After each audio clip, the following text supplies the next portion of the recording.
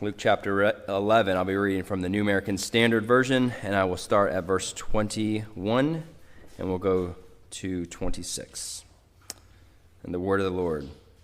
When a strong man, fully armed, guards his own house, his possessions are undisturbed. But when someone stronger than he attacks him and overpowers him, he takes away from him all his armor, and which he had relied, and distributes his plunder. He who is not with me is against me, and he who does not gather with me scatters.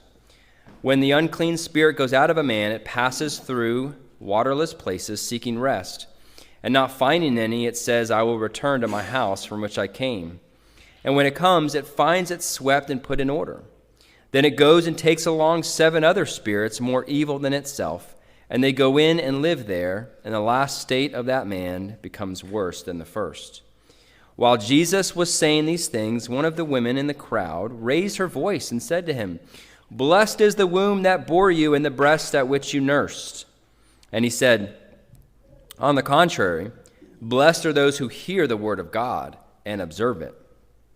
As the crowds were increasing, he began to say, This generation is a wicked generation.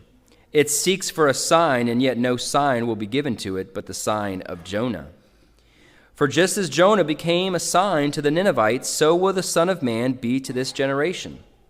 The queen of the south will rise up with the men of this generation at the judgment and condemn them, because she came from the ends of the earth to hear the wisdom of Solomon, and behold, something greater than Solomon is here.